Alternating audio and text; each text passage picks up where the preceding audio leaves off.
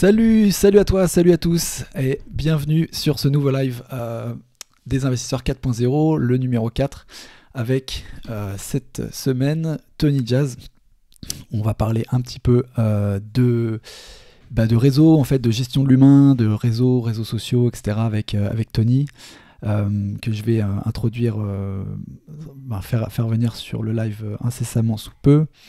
Voilà, donc en fait, je rappelle juste un petit peu avant les principes un peu de ces lives que j'organise cette période estivale depuis début de l'été, toutes les semaines.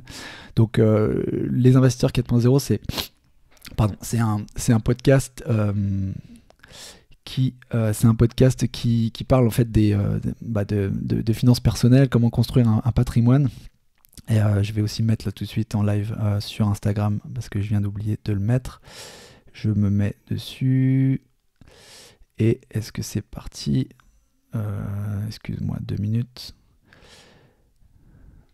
Je suis à toi tout de suite. Salut Instagram, salut, on est en direct aussi sur les plateformes. Je disais donc, voilà, on est sur un podcast qui parle des finances personnelles, comment grandir, faire grandir son patrimoine, entreprendre en étant salarié, en fait, ayant une famille à côté, une vie très, très occupée, etc. Donc c'est un podcast que j'ai depuis 2 ans, un peu plus de 2 ans.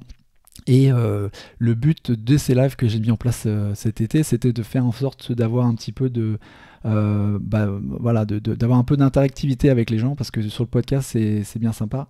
Ah, je vois Tony qui est là. Sur les podcasts c'est bien sympathique, mais en fait souvent il y a peut-être un besoin de la part des auditeurs qui m'écoutent sur des thèmes donnés, d'avoir un petit peu de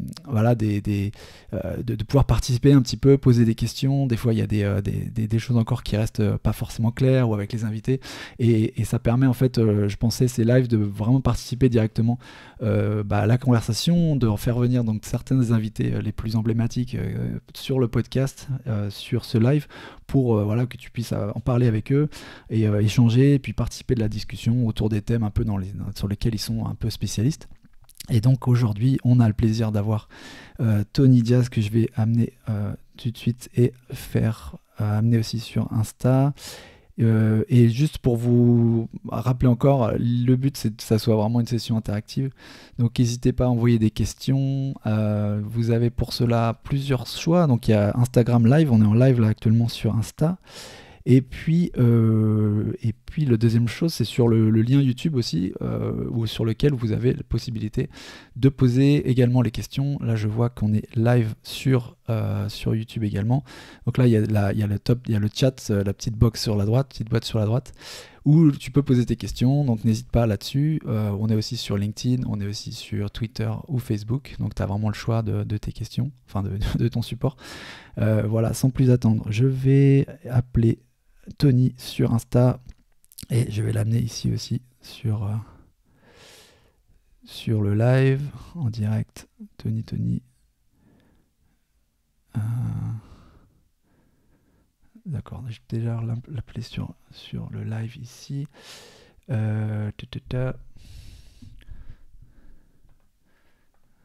Ok. Tony, est-ce que tu me vois? Est-ce que tu m'entends? Non, alors attends. Tu m'entends? Ok. Alors tu m'entends, moi je t'entends pas. Normalement, tu dois pouvoir me parler. Là, est-ce que tu m'entends parfaitement? Yes. Alors le truc, c'est qu'effectivement, si j'ai pas mes écouteurs, c'est un Là, tu peu m'entends. compliqué. Yes, je t'entends bien. Cool. Tac. Yes. Alors Tony, je te vois pas pour t'inviter. Ah ça y est, je te vois. Alors je vais t'inviter. Donc je t'invite sur le Instagram. Parfait. Ouais, il faut juste que je coupe tous mes micros ailleurs là. Sur toutes les plateformes. Oh là là là là. Là tu es. Ouais, bah écoute, je te vois sur Insta. Ok. Toi tu m'entends? Je t'entends parfaitement bien. Écoute, c'est top. Je vais même te mettre comme ça. Voilà. Ok. Ouais, ça m'a l'air d'être bien là, j'ai l'impression, niveau technique. Là, c'est très très bien. Ce que je vais faire, c'est je vais augmenter le son d'Insta et je vais couper ça. Et là, tu m'entends? Ouais, alors j'arrive pas à couper le son d'Insta d'ailleurs. Comment tu fais? Alors en fait, je baisse le son au minimum. Ouais, mais il va jusqu'à 0,0 parce que moi il va à 1 quoi. Non, il va jusqu'à un tout petit peu. Et en fait, ce qui se passe, c'est que du coup, comme là, on est. Alors, pour ceux qui se connectent, mes chers amis, nous sommes en live sur YouTube et nous sommes en live sur Instagram. Donc, du coup, vous pouvez nous voir sur les deux plateformes en même temps. Donc, nous sommes en pleine régie technique pour que ce live soit parfait. Est-ce que vous nous entendez? Est-ce que Instagram, vous nous entendez bien? Et est-ce que vous, YouTube, vous nous entendez bien? Donc, là, je sais qu'il y a un petit délai entre les deux. Donc, je vais voir si sur les deux chats, on nous dit que tout va bien. Ok, Instagram, on vous entend bien. Oui, super. Instagram, vous êtes au top. Yes. YouTube, est-ce que vous nous entendez bien? Yes. YouTube. YouTube Oui, aussi. on vous entend bien. Ok, super. Bon, ben, c'est parti. Il est parti. Hey, il y a juste un dernier truc, Tony, sur YouTube, s'il y a moyen de mettre une petite lampe, on te voit. Ici, là. Est-ce qu'on te voit plus sombre sur la vidéo YouTube? Enfin, Ouais. vraiment- Alors, c'est attends, un tu sais détail, quoi? hein, tu vois. Je sais ce que je vais faire. On va faire ça. On va faire un truc genre face lumière. Ça devrait être un poil mieux. Ouais, ok. Parfait. Là, c'est bon, ouais. Ouais, carrément. Nickel. Bon, bah super. Tu m'entends là? Ouais, ça va? Je t'entends super bien. Eh ben merci Quand Tony tu vas pas d'être. Merci, ouais, très bien, très bien. C'était super Alors attends, il y a un petit écho par contre. Où est-ce Il y a qu'il un vient? petit écho. Où est-ce qu'il est cet écho? Est-ce que c'est à cause... c'est peut-être à cause de moi parce que j'ai posé mon téléphone sur mon ordi. Comment est-ce que je peux couper cet écho? C'est sur YouTube qu'on entend l'écho ou c'est sur Instagram? Instagram, est-ce que vous avez un écho? YouTube, est-ce que vous avez un écho? Les lives sont en simultané sur les deux pour ceux qui viennent d'arriver. Qui Moi, a un écho? moi j'ai un écho, tu vois, comme je parle, je m'entends derrière. Ah ouais, donc je sais pourquoi tu t'entends. Je pense que tu t'entends. Ok, tu sais quoi? Je sais comment je vais l'enlever. Attention, magie. Magie. Ah, il y a un écho avec moi, d'accord. Merci Xelaom. Je vais mettre AirPod sur mon Mac. Vas-y, parle pour voir. Ouais. Là, j'entends Ok. toujours un peu, ouais, d'écho. Alors là, j'étais dans mes écouteurs. Ouais. Allô? Ouais, toujours l'écho. Ok. Ouais. T'as toujours un écho? Mhm. Attends. Essayons de réfléchir. Essayons d'avoir une idée de génie. Pour ceux qui ont la ref, essayons d'avoir une idée de génie. Aladdin. Tac. Ok. Si je fais ça, est-ce que... Regarde. Ouais, il y a le retour chez toi, ouais, que c'est sur ton ordi, ouais, le retour qu'il faut juste. Ouais, c'est ça, c'est à cause du retour du micro de mon ordi. Yes. Ok. Hop. Je vais couper le micro de mon ordi avec ça. On va le tuer cet écho. Tac. On va revenir à bout. Là. Est-ce que tu as toujours un écho? Allô? Ouais. Non? Ah si, il est toujours là. Attends. Si. Ah non. Là, t'as plus d'écho là. Vas-y. Allô? Ah ouais, il a disparu. Voilà, j'ai coupé le son du Mac. Ok, on a réussi! Ouais! Ah mais tu sais que je suis trop fier là parce que incroyable quoi. Enfin bref, on va croiser les doigts avec ça continue. Bah écoute Tony, super, merci beaucoup d'être là. Franchement c'est cool. Avec grand plaisir. Comme je te disais, tu vois, on s'est vu la dernière fois qu'on a fait un petit épisode ensemble, c'était l'année dernière au mois d'août. Et déjà ça passe super vite. Un an. Non, ouais. Et je m'étais dit, ouais, c'est cool de pouvoir te faire revenir sur le podcast pour parler un petit peu, revoir un petit peu certains thèmes, tu vois, dont tu avais parlé, peut-être aussi voir les réflexions que tu avais eues sur ces thèmes-là, et puis laisser les gens te poser leurs questions au fur et à mesure de quand on va discuter. Il y aura sûrement des questions qui Ouais. vont apparaître. J'ai envie de te poser la question déjà en démarrage, en fait, sur l'année qui est arrivée, en fait, enfin qui est passée. Quelles sont les news chez toi, quoi? Quels sont un petit update de comment des trucs que tu as entrepris, des activités nouvelles que tu as faites, tout ça, un petit peu dans Alors, ta vie, un qu'est-ce petit qui a changé, update quoi? alors, de l'année dernière. Alors déjà, pour ceux qui nous regardent, donc je le redis encore une fois, pour ceux qui viennent d'arriver, on est en live sur YouTube et on est en live sur Instagram en même temps. D'accord? Donc ceci est un exploit. Ceci est un exploit technique, mes chers amis. Alors pour ceux qui ne connaissent pas Investisseur 4.0, donc Paco qui est là, j'ai fait un podcast l'année dernière avec lui sur son podcast, Les Investisseurs 4.0, qui a été, je pense, un podcast extraordinaire dans le sens où j'ai eu énormément de retours. C'est-à-dire qu'il y a des gens qui me contactent toujours suite à un podcast, mais franchement, suite au tien, c'est incroyable le nombre de retours que j'ai eu. Enfin, les gens ont vraiment adoré l'échange que l'on avait eu. Donc, pour ceux qui se lancent ou pour ceux qui ont besoin de mindset ou autre, franchement, je vous incite grandement à y aller. Maintenant, niveau update. Niveau update, depuis l'année dernière, qu'est-ce qu'il y a eu? J'ai travaillé j'ai eu un nouveau client qui était un député. Bon, ça, c'était sur le marketing de crise que je faisais, avec qui on a bien avancé et qui a été, alors pour ceux qui ne le savent pas, ou peu, outre mes activités d'entrepreneur et d'investisseur, j'ai une autre activité, on va dire plus ou moins principale, qui est celle de marketing de crise, où en gros, je règle des problèmes. Voilà. J'ai travaillé pour un député l'année dernière. Il y a eu les élections des députés, donc il a été élu grandement député. On a fait le meilleur score de toute l'Assemblée nationale, donc on est très content de ça. En plus de ça, j'ai créé un bar à bière. Je me suis associé dans un bar à bière qui devait se monter en janvier, qui devait pas trop se monter. Il devait y avoir des trucs, et du coup, je me suis associé au projet. On a réussi à le faire. Et donc, du coup, pour tous ceux qui sont à Bordeaux et qui veulent venir boire des bières, vous avez un immense bar à bière, mais immensissime.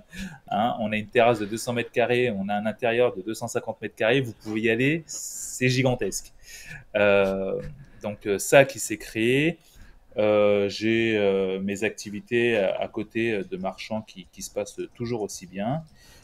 Qu'est-ce qu'il y a d'autre? Là, je suis en train de réfléchir à la création d'une marque de bijoux. Donc, je suis en train de travailler avec un joaillier là-dessus. Ça fait des années que j'ai envie de faire ça. Donc là, je suis en train de travailler là-dessus, de voir comment je vais faire. Tu vois, d'ailleurs, je pose la question aux gens qui sont en live.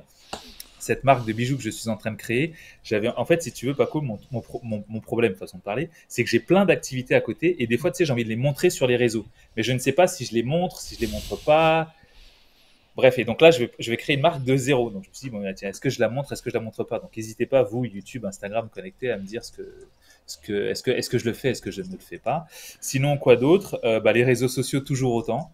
Ça fonctionne toujours aussi bien. Là, je me suis bien lancé sur YouTube depuis ce début d'année, vraiment très fort. Euh, TikTok, ça va toujours aussi bien. Instagram, c'est top. Enfin bref, après, les activités de réseau d'une manière générale. Ouais, ouais, ouais. Et alors sur l'activité de gestion de crise, c'est vraiment lié aux élections, en fait. C'est par rapport enfin, toi, c'est plutôt des hommes politiques, des hommes d'influence parce que tu me parlais, je pense que tu me disais que tu étais sur la gestion gestion de crise de l'image, ça pouvait être des industriels, etc. Quand il y avait des problèmes. Tu citais un exemple avec les pots de yaourt qui étaient Exactement. qui étaient voilà, contaminés. C'est ça exactement que tu fais, hein, c'est Ouais, c'est ça. Alors en fait, disons que je suis un peu une sorte d'assurance vie, moi, dans mon travail. Vivide64, il dit oui, faites-le. Ok, Vivide, je garde ton conseil. En gros, ma spécialité première, c'est régler les problèmes. C'est-à-dire que, effectivement, l'exemple que je donnais, c'était celui de Danone. T'imagines que tu es une marque comme Danone et qu'on trouve des morceaux de verre dans tes yaourts ou qui sont contaminés sur un lot et qu'il y a des gens qui s'empoisonnent, voire qui meurent. Ouais, c'est un gars comme moi qui t'appelle pour régler le problème. Ça, c'est ma spécialité. Mais au-delà de tout ça, mon autre spécialité, ce pour quoi on fait appel à moi, c'est comme une sorte d'assurance, c'est-à-dire je crée des scénarios de tout ce qui pourrait arriver et je fais en sorte que ça n'arrive pas. par rapport à des gens influents qui font des activités, tu te dis en gros, si lui il se met il se mêle dans des histoires un peu compliquées, ou voilà ce qui pourrait arriver qui en fait porte détriment à son image, hein, c'est ça l'idée. Exactement, Ok, ouais. ok. C'est exactement ça. Et après, à l'inverse, même si c'est peu connu, mais croyez-moi que enfin, c'est le revers du métier, c'est que je crée des problèmes à la concurrence. Tu peux expliquer ça? Ça veut dire quoi ça? Bah, c'est très Ah, simple. tu crées le problème, ouais, d'accord. Ouais, tu mets du bâton dans les Euh, roues à la concurrence. En termes d'image, du coup, tu fais du name shaming? Ok, c'est quoi, c'est quoi tes techniques? ça peut être tout et n'importe quoi. Imaginons qu'un concurrent ait fait quelque chose d'absolument déloyal ou qu'il ait fait quelque chose de vraiment réprimandable et qui fait appel à quelqu'un comme moi pour ne pas que ça se sache, bah moi je vais faire en sorte que ça se sache. D'accord. Mais il bosse pas pour toi, pour le coup, le gars là. Ah non, là, moi, je fais en sorte que du coup, bah, le truc, c'est que quand tu as le concurrent qui avance moins vite, bah, moi, ça permet à mon client d'avancer plus vite. Ouais, ouais, d'accord. Tu ralentis les choses. Ça, c'est intéressant, j'ai envie de creuser un peu là-dessus, mais il y a tellement d'autres sujets là. Ah ouais. On va peut-être pas juste passer au suivant, mais en termes de, peut-être en termes de réseau, tu sais, et c'est un peu lié à ce qu'on vient de dire tout de suite, mais tu avais parlé, tu sais, des cercles en fait de gens influents autour de toi qui te permettent d'avancer. Tu avais cité certaines personnes, type, tu parlais du parrain notamment, etc. Euh, Hmm. et je voulais savoir en fait, parce qu'on dit souvent, voilà, on est la moyenne des 5 personnes qui nous entourent. Est-ce que c'est 5, 10, 15? Comment toi tu vois tes cercles autour de toi? Est-ce que c'est des cercles rapprochés? Est-ce qu'il y a des cercles tu vois, plus serrés que d'autres? Combien de personnes il faut? Quel Ouais. type de personnes il faut? Parce que tu vois, tu peux avoir un nombre d'infini d'influences et après ça peut être forcément moins impactant que si tu en as un groupe serré. Comment tu fonctionnes toi autour de toi? Ouais. Ah, c'est une brillante question. J'aime beaucoup. Euh, il faut, alors déjà, pour savoir quel est votre cercle rapproché, vous devez vous poser une question. C'est une question qu'on entend beaucoup dans les groupes corporate. On dit les requins ne se mangent pas entre eux. Donc, déjà, pour savoir qui sont les gens avec qui vous êtes très rapprochés, c'est savoir qui vous n'allez pas manger ou attaquer. Et généralement, c'est votre premier cercle. Vous n'allez pas manger votre famille, vous n'allez pas manger votre meilleur ami. Voilà. Donc, ça, c'est votre premier cercle. Il faut savoir qui est son premier cercle. Moi, mon premier cercle, euh, je ne vois pas les choses en famille ou en amis. Je vois les choses en qui est là quand j'en ai besoin. C'est-à-dire que je vais te donner un exemple et je vais vous donner à tous un exemple et c'est comme ça que vous allez pouvoir déterminer qui sont les gens réellement qu'il y a autour de vous. Imaginons que vous tombez en panne à 2h30 de chez vous, à 3h du matin dans une campagne paumée. À qui vous allez appeler à 3h du mat pour venir vous aider à réparer une roue ou à faire quelque chose? Les gens que vous allez appeler à ce moment-là, tous ceux que vous allez appeler à ce moment-là, ce sont ceux de votre premier cercle. Et donc en gros, moi j'ai une expression qui dit si jamais demain je retourne dans la rue et que je dois aller chasser le ragondin dans les égouts ou la chauve-souris pour aller manger, qui sera prêt à venir avec moi? Et en fait, c'est comme ça que je détermine mon premier cercle. Mon premier cercle, moi, il est déterminé par qui m'aide si jamais j'ai un gros problème. Mhm. Pas par qui est là quand on fait la fête, pas par qui dit toujours présent quand tout va bien. C'est vraiment l'opposé. C'est dans la difficulté, moi, que je trouve toujours mes alliés. Donc tu vas avoir donc la plupart des gens avec qui je me suis associé, avec qui je fais des affaires, euh, que j'appelle de temps en temps ou que je vois très souvent, ce sont les gens que je considère comme étant de mon premier cercle. Donc ceux à qui je peux véritablement faire confiance. Et après le reste, c'est vraiment ce que j'appelle le reste. Il n'a plus aucune importance.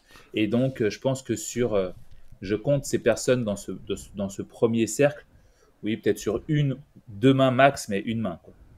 D'accord. Ouais, donc c'est vraiment des gens très, très rapprochés. Et Très très rapproché. les points de contact que tu as au cours de l'année avec ces gens-là, est-ce que c'est régulier? Est-ce que c'est vraiment...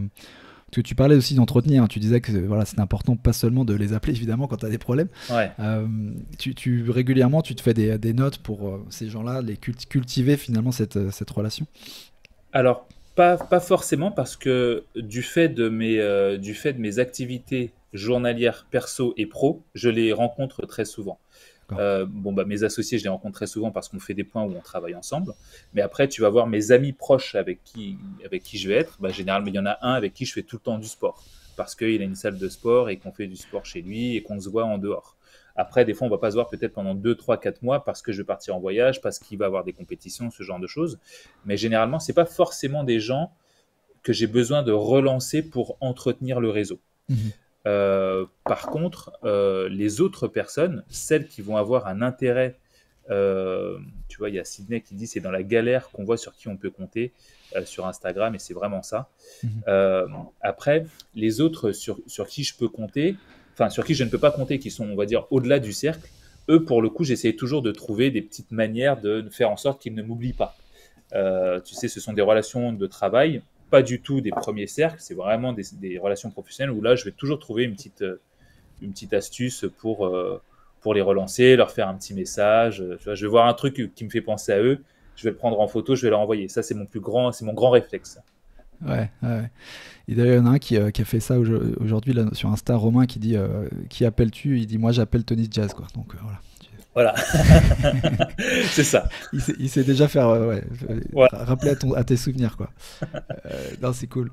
Est-ce que dans ces gens, tu sais, tu parlais aussi dans l'épisode de l'approche de gens que dont tu aimerais approcher et Ouais. les aborder tu vois, en étant apprenant et sachant, tu vois, en venant d'une approche très, très humble, en disant voilà, toi tu sais tout, moi j'ai envie tu vois, de te comprendre, d'absorber tes connaissances, ton expérience, tout ça. Euh, et en fait, il y a certaines de ces personnes qui sont influentes, mais qui ont peut-être aussi des casseroles, tu vois. On en a tous un petit peu. Ouais. Euh, Tous. et, euh, Même et- moi. Même toi. Tout le monde en a. Tout le c'est monde ça. ici en a. Et alors, c'est le truc un peu, toujours un peu le couteau à deux lames, c'est-à-dire comment, en fait, voilà, on va dire, avoir le bénéfice de ces gens influents sans forcément s'attirer vers soi. Tu vois, quand il y a des controverses, en fait, le côté négatif, néfaste de l'image qui peut tu vois, se Hmm. dégager de ces personnes-là quand elles commencent à devenir toxiques ou quoi, tu vois, ou même qu'elles sont pas forcément toxiques, mais que voilà, il y a des choses qui sont moins bien dans leur comportement. En fait, comment tu gères ce genre de situation si tu as déjà eu à en gérer, quoi. Ouais. Ouais. En fait, je regardais un film hier soir qui était un peu sur ce que tu viens de dire là. Et je pense que les gens qui sont sur ce live sur Insta ou YouTube comprendront ce que je suis en train de dire là. Généralement, tu as des gens qui vont avoir, que tu vas fréquenter, qui vont faire quelque chose de vraiment réprimandable. Et du coup, deux situations face à toi. Soit tu continues de les suivre en disant non, bah, moi, je les suis coûte que coûte. Un truc que me disait ma mère, moi, depuis que je suis petit, elle me disait toujours, Tony, tu dois toujours me dire la vérité. Parce que tu aies tort ou que tu aies raison, moi, je serai toujours de ton côté. Et, cette petite phrase, peut-être très simple, m'a permis toujours de dire la vérité à ma mère. Donc, elle était toujours au courant de tout, c'était très malin de sa part. Et du coup, mais en tout cas, elle s'est toujours montrée de mon côté, face aux gens. En back-office, elle me disait toujours attention, c'est pas bien ce que tu as fait, mais face aux gens, elle est toujours de mon côté. Et moi, ça m'a permis de gagner en confiance et de savoir qui était véritablement autour de moi. C'est-à-dire que si je fais un truc réprimandable, on a tous plus ou moins des casseroles. On pourrait appeler ça des casseroles ou des. Alors, je dirais, au-delà des casseroles, je pourrais dire qu'il y a des gens, lorsque tu fais certaines choses, qui ne seront pas d'accord avec toi. Mais toi, tu penses être dans ton bon droit. Ou tu es même des fois dans ton bon droit. Mais eux ne Mhm. sont pas d'accord parce que ça arrange pas leur affaire ou parce que c'est pas bon pour eux. C'est quoi le film, Tony? Le film, je vais te le retrouver, c'est un film avec Samuel Jackson et une femme blonde dont le nom m'échappe qui perd son enfant. Et en fait, bref, elle perd son enfant. Je vais pas te spoiler le film. Et du coup, en fait, Samuel Jackson, pendant tout le film, recherche l'enfant. Si tu tapes ça sur Internet, je pense que tu trouveras. Je vais essayer de te le retrouver d'ici là. Et donc, du coup, ce qui se passe, c'est que quand tu fais un truc réprimandable, c'est-à-dire que tu as fait quelque chose sur lequel les autres te reprochent, ce qui va se passer, c'est qu'en face de toi, tu as des gens qui vont soit te lâcher, soit continuer à te supporter. Et pour peu que ces gens-là soient des gens très influents, genre ce que moi je vais appeler des parrains dans mon livre euh, sur comment se faire un réseau à partir de zéro, le truc, c'est que moi, je suis du genre extrêmement fidèle. En amitié, en affaires, d'une manière générale, je suis quelqu'un d'extrêmement fidèle. C'est-à-dire que si jamais tu as fait quelque chose, toi, Paco, et qu'il y a quelqu'un qui dit ouais, mais Paco, il a fait ça, et franchement, je trouve ça minable, il aurait jamais dû faire ça, c'est vraiment mauvais. Moi, je vais être le genre de personne à dire ok, je te comprends, mais en vrai, je reste fidèle à toi, tu vois, Paco. Mhm. C'est-à-dire que je ne vais jamais discuter avec quelqu'un pour lui faire croire qu'il a tort. Ça, c'est inutile, ça, c'est une peine perdue. Ne faites pas ce genre de choses, vous perdez du temps. Mais moi, je vais toujours rester fidèle à la personne qui a su m'apporter, qui m'apporte, ou à qui je sais sera fidèle aussi à moi. Donc, tu arriveras dans des situations où la personne influente qui t'aide a une ou deux casseroles. Ok, eh ben, comme tout le monde. Et donc, en fait, il faut juste rester fidèle à ça. Parce que si tu retournes ta veste et que tu vas dans l'autre camp, dis-toi que l'autre camp, s'il est comme ça, il peut te faire la même chose. Donc, du coup, j'évite. Ouais. Ouais, ouais, non, mais c'est une approche aussi assez pragmatique et ça t'évite de faire la girouette. Ouais. En fait, c'est une approche un peu. Je reconnais ce qui s'est passé, ce qui a pu se passer, voilà. Ouais, J'entends en fait voilà, mais moi, fondamentalement, ça ne change pas ma relation avec la personne, quoi. absolument. C'est vraiment ça. Ouais. Et de la même manière, quand tu te retrouves de l'autre côté, que tu deals en affaire avec quelqu'un qui a des relations fortes avec une personne justement qui est très réprimandable et dont toi voilà qui peut ne pas être en ligne avec tes valeurs, de la même manière tu es indulgent avec cette personne dans le fait que elle aussi continue de soutenir même si elle entend les comportements de cette autre Alors, personne qui est néfaste, tu vois. alors, à l'inverse, non. C'est-à-dire que moi, tout va que dans un sens, le mien. Tu vois, je suis quelqu'un d'extrêmement clivant. Enfin, même si je suis quelqu'un de très sympa, je suis quelqu'un de très cool d'une manière Ouais. générale. Ceux qui me connaissent dans la vie perso ou pro savent que je suis quelqu'un de vraiment très relax. Par contre, je suis quelqu'un d'extrêmement clivant. C'est-à-dire qu'il n'y a qu'un avis qui compte, c'est le mien. Et si vous n'êtes pas d'accord avec celui-là, eh ben vous savez quoi, toboggan de la sortie. Et donc du coup, c'est ce qui fait aussi la force des relations que j'ai aujourd'hui. C'est-à-dire que je suis tellement clivant dans le sens où soit je te déteste, soit je t'adore. Tous ceux que je vais adorer vont être vraiment très forts à mes côtés. Et donc du coup, si je vais te donner un exemple concret. Euh, il y a quelques temps, j'ai un de mes amis qui m'explique qu'il a rencontré une personne que je déteste parce que cette personne, au-delà de la détester, je la déteste pas gratuitement, elle m'a fait des trucs que je n'admets pas et que je ne supporte pas, en affaires et en amitié. Et donc, du coup, j'ai coupé court et j'ai tracé un trait sur cette personne. Et le truc, c'est que j'ai un de mes amis récemment qui l'a revue et a discuté avec elle et ils ont parlé de moi. Je déteste que les gens parlent de moi quand je suis pas dans la pièce. C'est un truc que je ne supporte pas.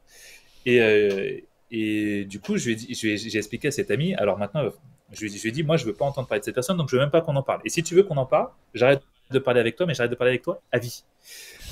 Donc, je ne veux plus qu'on en parle. Et de l'autre côté, je lui dis, par contre, de la même manière, si tu continues à voir cette personne, moi, tu ne me vois plus. Donc, il faut que tu fasses un choix et ton choix, tu le fais maintenant. Tu vois, je suis extrêmement clivant et extrêmement dur dans mes relations parce que je veux être certain de qui il y a autour de moi. Pourquoi? Parce que les business que j'ai, les relations que j'ai, le travail que je fais peut paraître solide, mais c'est tout ça, c'est d'une extrême fragilité et ça tient sur les relations professionnelles et personnelles que tu as.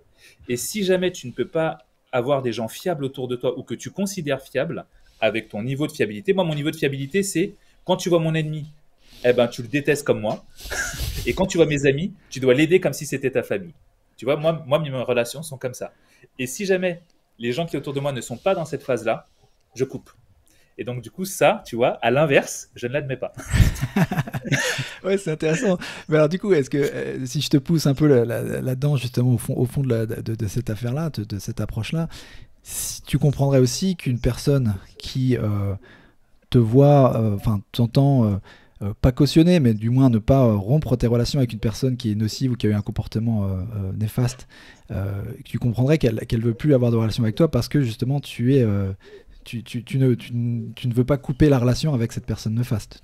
Tu peux l'admettre aussi, parce que toi, en fait, de son côté-là, tu ferais la même chose, quoi, en fait. C'est ça? Oui, ouais, je peux l'admettre, mais ça reste toujours le même principe. Les amis de mes amis sont mes amis, les ennemis de mes amis sont aussi mes ennemis. Et il faut que tout le monde fasse pareil. C'est-à-dire que, et c'est là où tu te rends compte, et moi je me rends compte parce que tu sais, dans les relations d'affaires, ce qui te permet de faire vraiment des affaires, c'est les réseaux. Tu vois, moi je me rends compte que là, je suis en train de créer une autre activité. Je me dis, mais si j'ai pas le réseau que j'ai, mais comment les gens font ça? Mhm. Quelqu'un qui arrive de nulle part, mais comment il crée ça, quoi? Et franchement, quand je vois ça, je me dis, mais c'est là où tu te rends compte que les relations que tu as avec les gens, sont primordiales pour pouvoir t'amener à un niveau supérieur. La force du réseau qui t'amène à un niveau supérieur.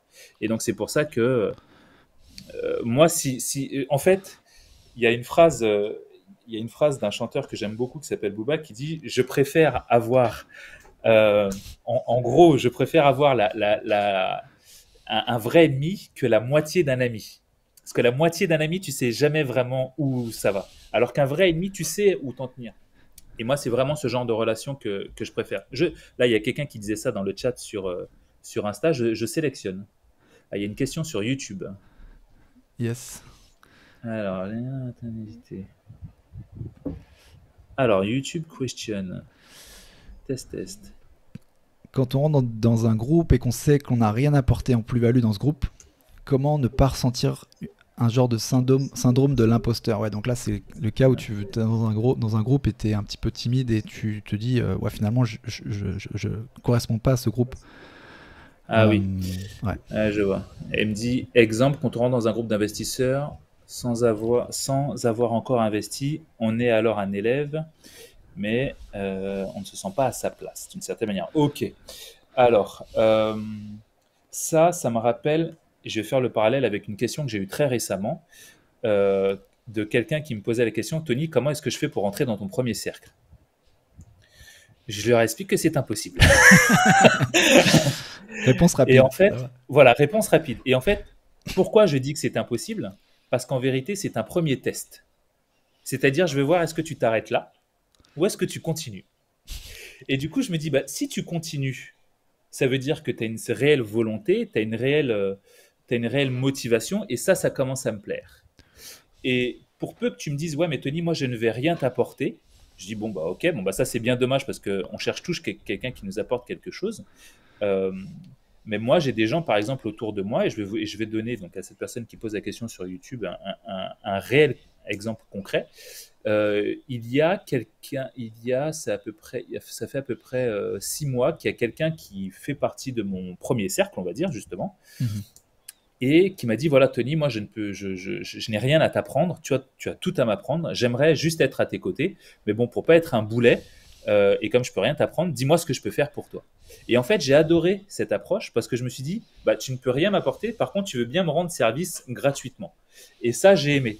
Et donc, du coup, j'ai passé ces derniers mois beaucoup de temps avec cette personne que j'ai ramenée, que j'ai trimballée partout avec moi pour m'aider à faire des trucs. Mais pendant qu'elle m'aidait à faire des trucs, elle a pu m'observer faire des choses et se rendre compte de tout ce que je faisais et de tout ce que je disais ou de comment je le disais. Et en fait, ça lui a permis d'apprendre. Et donc, si jamais tu fais partie d'un groupe, à toi qui pose la question d'investisseurs et que toi, tu n'as pas encore investi, il ne faut pas que tu vois les choses comme avoir un syndrome de l'imposteur ou un symptôme de l'imposteur parce que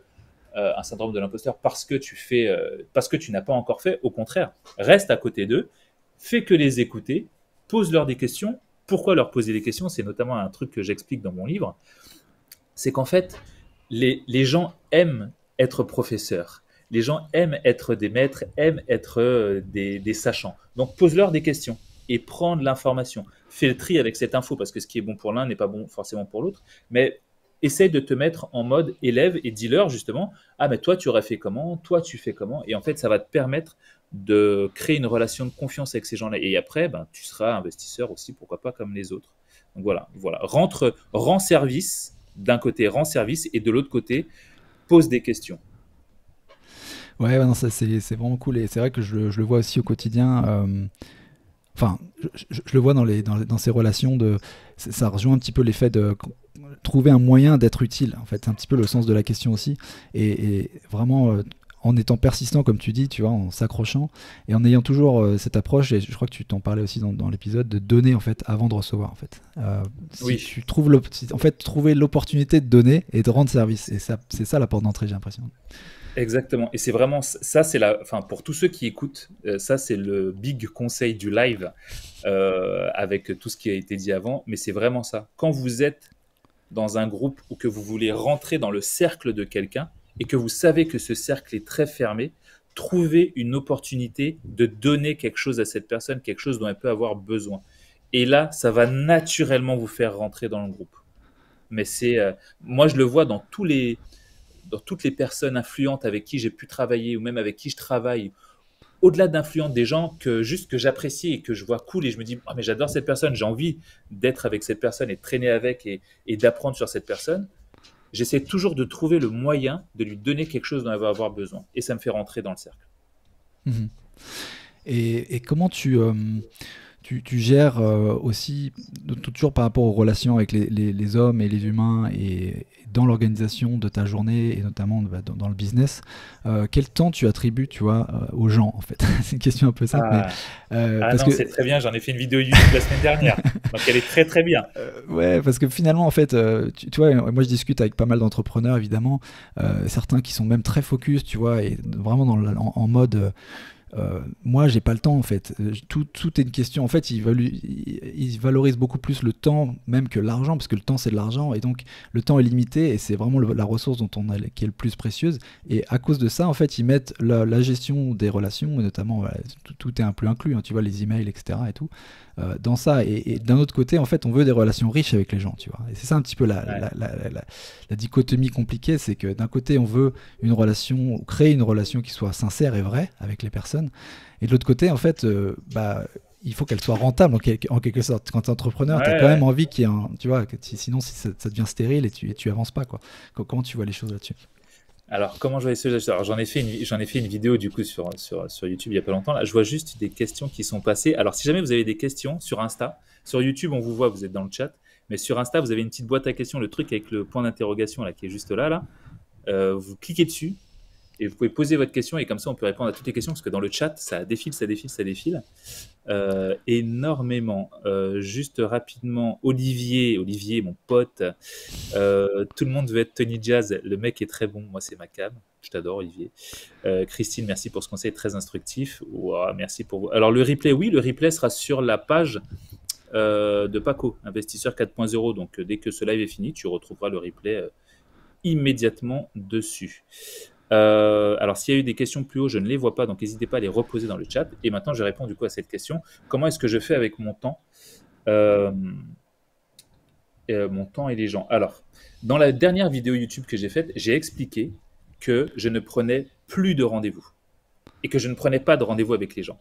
C'est-à-dire que, bon, là, j'ai un rendez-vous avec Paco. J'avais rendez-vous avec Paco à midi 00, donc à 11h57, j'étais là et j'étais prêt et puis c'était parti. Mais là, j'ai pris rendez-vous avec lui depuis 3 semaines. Mais le truc, c'est que c'est Paco. J'ai déjà fait un live avec lui.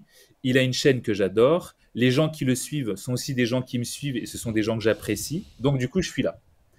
Il y a d'autres gens qui vont me demander des lives sur Instagram et puis je vais leur dire que non, c'est juste pas possible. Il y a d'autres gens qui, dans ma vie de tous les jours, vont vouloir prendre des rendez-vous avec moi et je vais leur expliquer que non, c'est pas possible. Et en fait, si tu veux, je vois mon temps comme euh, une. Enfin, et en plus de ça, c'est vraiment ça. C'est comme quelque chose qui ne revient pas quand il est utilisé. Et c'est vraiment ça. Mhm. C'est-à-dire que je ne vais, dans ma journée, quand tu regardes mon agenda, il n'y a aucun rendez-vous.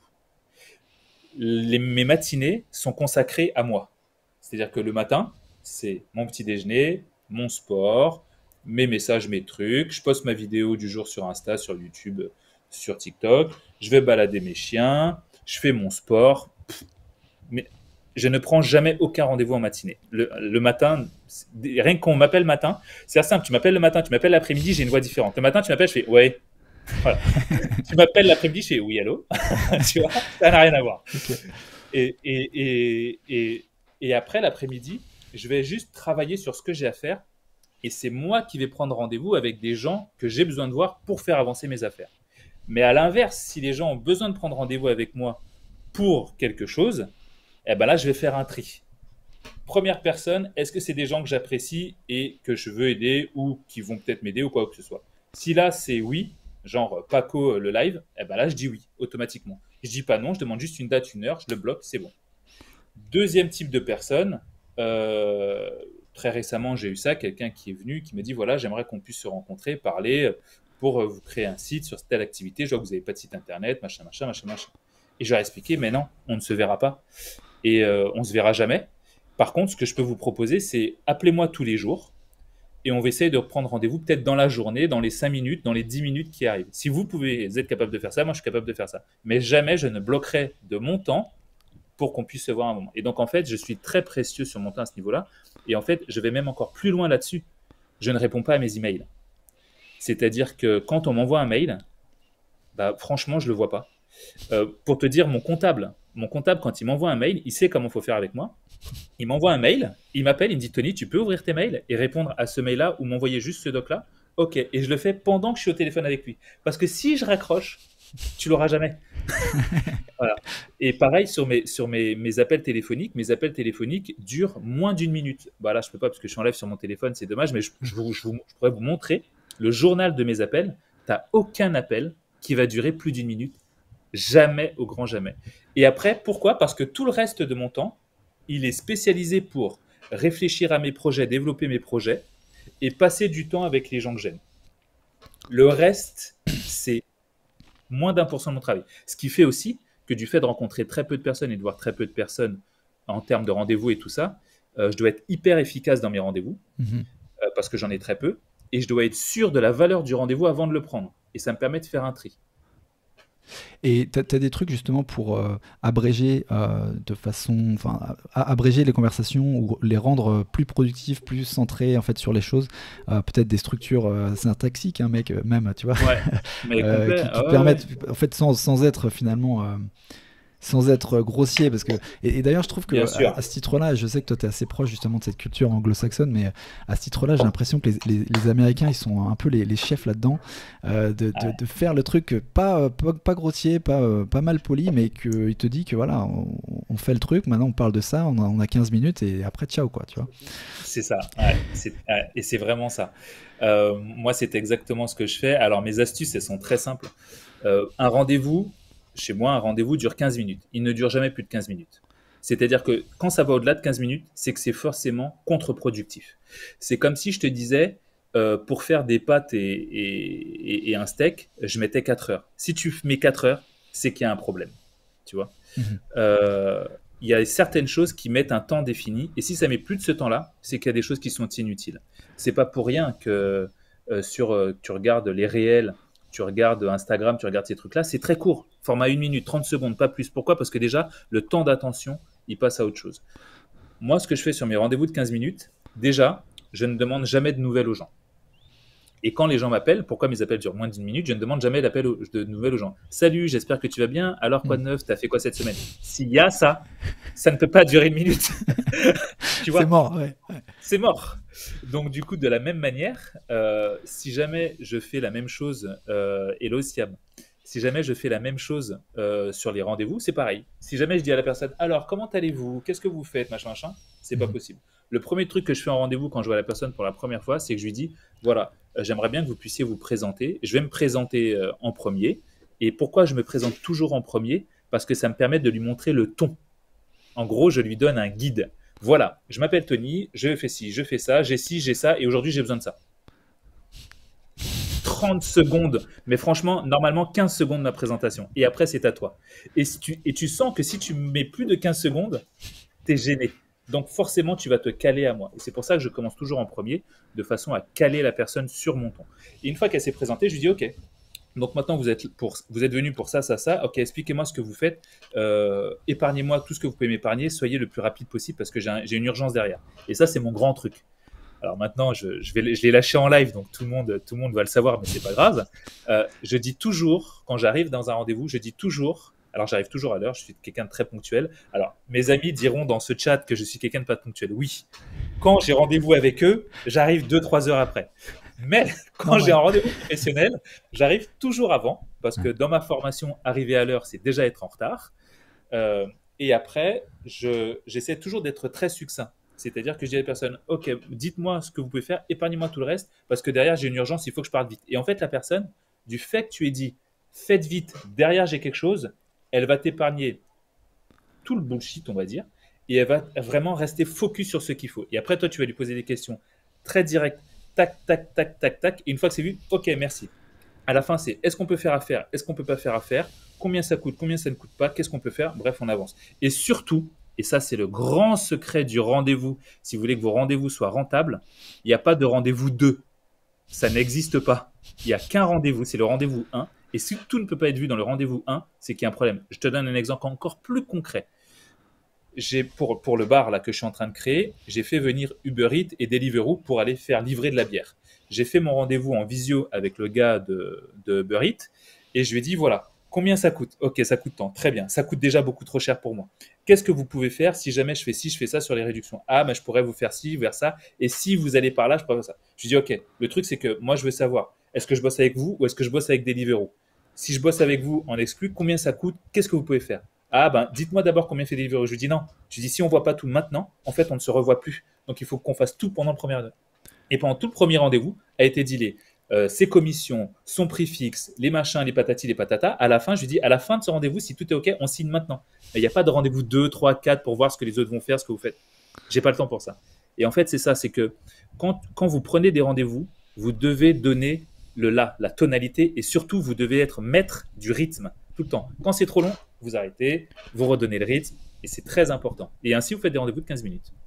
Et toujours ta manière de sortir élégamment du truc, c'est j'ai une urgence derrière. Enfin, Ouais, ouais, ok. c'est ça. C'est quand à la fin on a tout vu, je fais ok, d'accord, bon ben super, on a tout vu. Maintenant, il faut vraiment que j'y aille.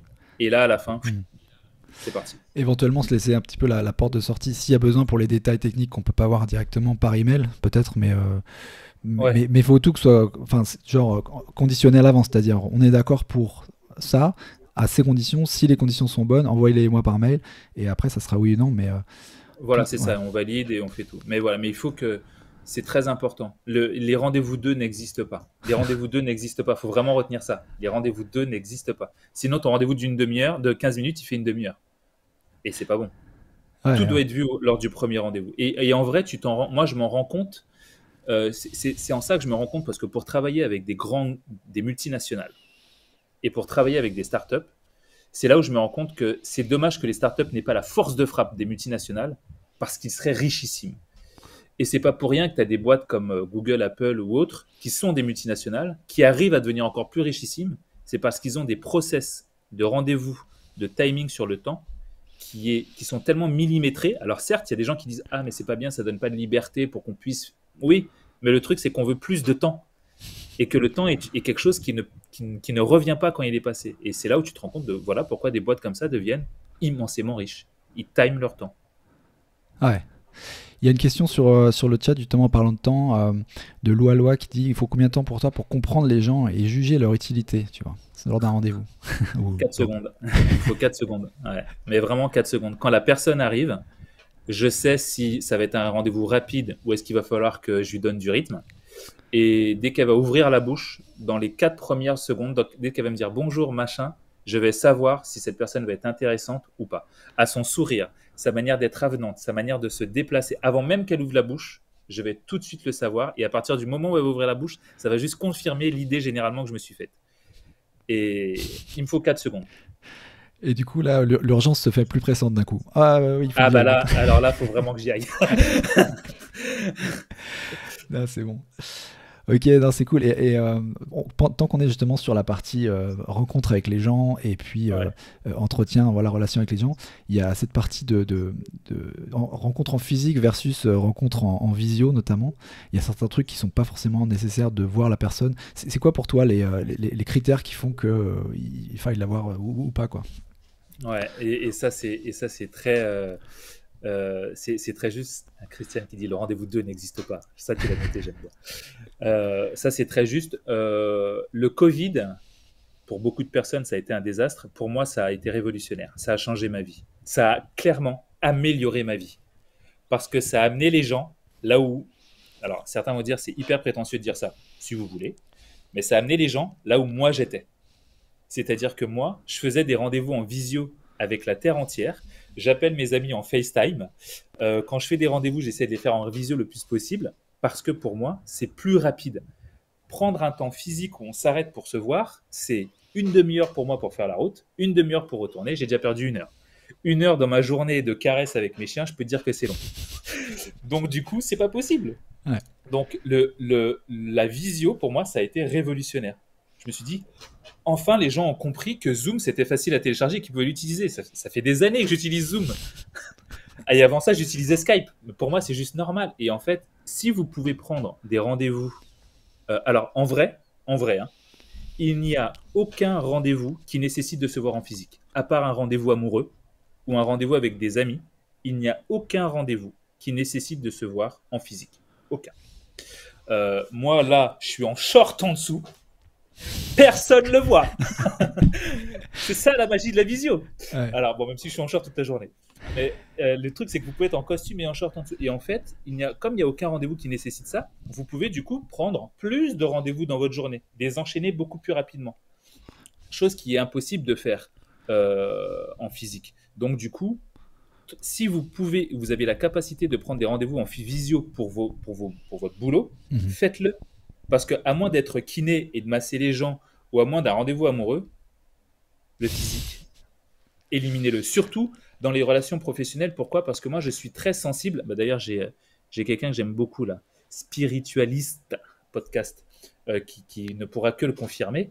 Moi, je suis très sensible aux gens qui rentrent dans mon cercle. C'est-à-dire que, mais même dans mon cercle physique. C'est-à-dire que si je te rencontre en physique, pour une relation pro, faut vraiment que tu en vailles le coup. Parce que moi, je ne veux d'avoir de contact physique d'humain à humain qu'avec mes amis ou les gens que j'apprécie. Et si je te vois en physique et que tu es une relation pro, c'est soit vraiment j'avais pas le choix, soit c'était l'opportunité qui faisait le larron, mais autrement, tant que je peux m'épargner de ces choses-là, j'évite l'énergie bizarre d'autres personnes se ramener près de moi. J'évite. Et il n'y a pas des trucs que tu rates? Tu parlais notamment de sentir les personnes, tu sais, avant le rendez-vous même, savoir en fait dans quelle vibe elles étaient, tu vois. Est-ce que le rendez-vous va être productif de cette manière-là? Tu peux sentir, il y a peut-être d'autres indicateurs, du coup, quand tu es en visio, qui peuvent jouer, en fait, et tu peux sentir de la même manière en visio quelqu'un et avoir c'est un peu cette évaluation de si ça vaut le coup de continuer ou pas. Ouais. Alors, l'avantage de la visio, il y a Spiritualiste qui dit vibration mode activé. Olivier, je suis mort. Il y a un avantage dans la visio, c'est que c'est terriblement froid. C'est-à-dire que ça manque vraiment de chaleur humaine et c'est un gros avantage pour moi, parce qu'il faut savoir que même si ça ne paraît pas comme ça, je suis quelqu'un d'extrêmement timide, je suis quelqu'un d'extrêmement introverti. Alors, la plupart des gens disent mais non, c'est faux, machin, regarde tes vidéos. Et je vais vous expliquer ça en 2 secondes. Mes vidéos, je suis tout seul dans mon salon, il n'y a personne, je suis le roi du monde. Donc forcément, c'est facile.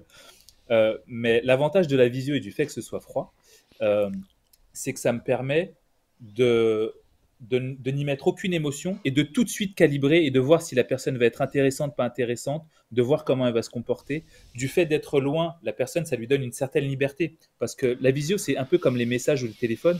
Les gens se permettent plus de choses parce que tu n'es pas en direct avec eux. Alors que quand c'est en frontal, bah non. Le truc, c'est que les gens sont plus ronds.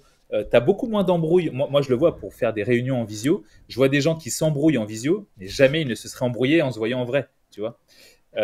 Et donc, c'est ça qui est intéressant avec la visio, c'est que ça permet aux gens d'être un peu moins sans filtre. Et moi, ça me permet de lire beaucoup plus vite en eux et de savoir est-ce que ça va être intéressant, pas intéressant, et passer à autre chose ou pas. Ou les abréger ou bien continuer. Ah, c'est intéressant ce que tu dis, parce que j'aurais eu tendance à penser que c'est un peu l'inverse, quoi. Tu vois, tout ce qui est code Ouais. vestimentaire notamment, ça peut être une manière d'évaluer, tu vois, les gens. Là, comme tu dis, t'es en short, mais Ouais. d'un autre côté, je te comprends, parce que t'es en short, mais c'est pas ton short qui compte, c'est justement le contenu, ce que tu apportes, qui tu es, tu vois. Exactement. Et c'est pour ça que la visio te permet d'enlever tous ces petits trucs d'habits qui font finalement pas le moine. Ouais. Ça t'enlève tout un tas de filtres pour te concentrer que sur l'essence. Ouais. Non, j'aime beaucoup ça. Non, c'est intéressant que tu le vois comme ça, effectivement. Quand on parlait justement alors on parlait de l'image et des réseaux et de visio contre physique, etc. Il y a un autre univers en fait de rencontres avec les gens qui sont les réseaux sociaux. Ouais. Il y en a pas mal, il y a plein de plateformes. Et là aussi, c'est un univers avec des codes aussi différentes.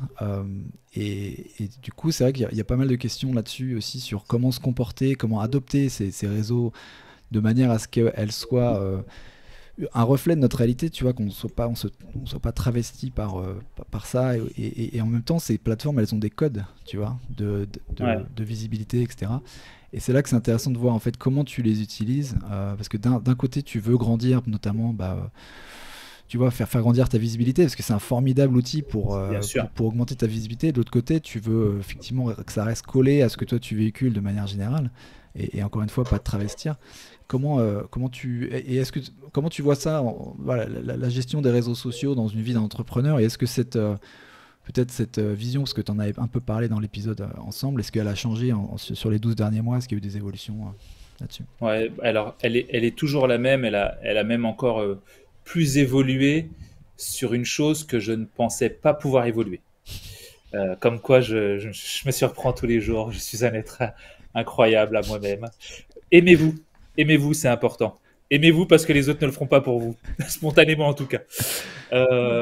Tu vois, l'année dernière, les réseaux sont un outil extraordinaire parce que quand vous êtes entrepreneur, peu importe le métier que vous faites, si vous êtes sur les réseaux, ça va vous aider à vous développer, développer votre image, développer un capital sympathie, développer une connaissance, développer ça va vous aider énormément. Je savais, spiritualiste, je savais que ça allait te plaire cette phrase que je disais. Ça va vous aider parce que c'est simple. Si vous pensez que vous n'avez aucune utilité à être sur les réseaux, je vous invite à faire un petit exercice très simple. Tapez votre profession sur les réseaux et regardez s'il y en a d'autres qui y sont. Et vous allez voir que oui. Vous pensez que TikTok, c'est pas fait pour vous? Tapez votre profession sur TikTok et voyez s'il y en a un autre qui y est. Et vous allez voir que oui. Faites la même avec YouTube, vous allez voir. Et donc, c'est là où on se rend compte que les réseaux sont un formidable outil pour se faire connaître. Chose que le site internet ne fait pas. Self-love, exactement.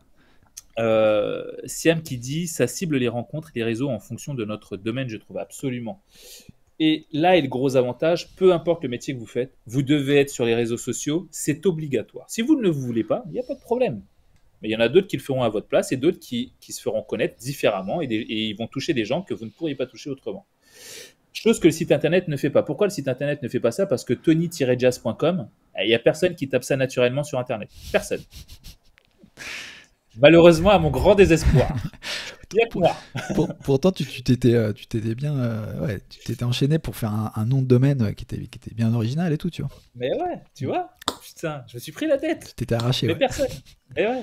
Mais par contre, naturellement, des gens taperont plus facilement investisseurs ou entrepreneurs sur Instagram, TikTok ou YouTube. Et là, ils tomberont sur moi. Comme ils pourront tomber sur vous si vous faites ça sur les réseaux sociaux avec votre profession. Et c'est là où on se rend compte que il est plus facile de se faire trouver sur les réseaux lorsque vous avez votre nom, au-delà du nom de domaine, votre nom sur l'ensemble des réseaux sociaux. Reima qui dit je peux pas rester sur le live, j'espère qu'il y aura un replay. Yes, Reima, mon groupe privé. Oui, il y aura un replay et il sera sur la page de Paco Investisseur 4.0. Je le remettrai dans ma story de toute façon. Je remettrai le live, donc vous allez tous le trouver. Et pour ceux qui sont en train de regarder ce replay, salut. On est dans le passé, mais je vous fais un coucou dans le futur. Et donc, il y a ma vision des réseaux a changé sur une chose sur laquelle je ne pensais pas évoluer. C'est que tu vois, pour ceux qui me connaissent dans la vraie vie, ceux qui sont sur ce live sur YouTube, alors on est en live sur YouTube en même temps. Donc, ceux qui sont en train de nous voir sur YouTube ou sur Insta et qui me connaissent, vous allez comprendre. Capital, sympathie de Tony valide. C'est parce que toi, je t'aime bien. Mais quand je t'aime pas ou quand j'aime pas les gens, c'est différent. Et c'est là où ça va être intéressant parce que ça m'amène à ce que je voulais dire. C'est que sur les réseaux, au tout départ, j'ai toujours été exactement comme je suis dans la vraie vie. C'est-à-dire que comme tu me vois là, je suis comme ça. Je suis vraiment comme je parle, comme vous. Je suis pas un acteur. Mais il y a quelque chose que je faisais sur les réseaux, c'est que j'essayais d'être un peu plus rond. Dans le sens où, allez, on va moins dire oh putain, ça me fait chier, tu vois. Je vais plus dire ah, c'est embêtant. Sur les réseaux, voilà, c'était plus mon truc. Quand quelque chose m'agaçait vraiment, je n'allais pas forcément le dire. Ou quand des gens faisaient des choses que je trouvais vraiment désastreuses, je le disais avec plus de rondeur. Par exemple, très récemment, j'ai dit sur les réseaux que je trouvais terriblement idiot les gens qui essayaient de se soigner, mais qui restent dans le même environnement qui les a rendus malades. Eh ben, tu vois, il y a quelques temps, je n'aurais pas dit je trouve terriblement idiot, ou j'aurais pas dit ça me fait chier, ou j'aurais pas été aussi dur comme je le suis vraiment. Et ça, c'est quelque chose que j'ai rajouté dans ma communication sur les réseaux sociaux en étant beaucoup plus vraiment qui je suis. C'est-à-dire, j'étais vraiment qui je suis, mais là, beaucoup plus, c'est-à-dire beaucoup plus clivant, beaucoup plus dur, beaucoup plus euh, virulent parfois, mais sans être blessant. C'est juste que je suis vraiment comme ça et être entièrement moi. Parce que moi, j'avais peur qu'en étant comme ça, sur les réseaux, tu sais, quand tu es au début sur tes réseaux, tu fais attention à comment tu t'habilles, comment tu te mets, comment tu te présentes, parce que c'est une image. Hein. Authentique, voilà, dit Light Now. C'est vraiment ça. Et donc, j'ai décidé d'être beaucoup plus authentique avec qui j'étais en me disant, bah, si ça emmerde certains, ils partiront juste. Par contre, je sais que ceux que ça ramènera seront des vrais. Ouais, mais c'est ça que je trouve que ce qui est un peu compliqué avec les réseaux, c'est justement cet échange, ce va-et-vient entre les réseaux sociaux et puis la personne qu'on est effectivement en vrai. Et tout ça en essayant d'obéir à une sorte de, tu vois, d'algorithme que les plateformes nous imposent, un peu prisonnier du format, parce que comme je disais, en fait, on veut toujours en fait, augmenter sa visibilité, mais de l'autre côté, on veut pas forcément porter atteinte à son image, à l'image réelle ou ce qu'on véhicule.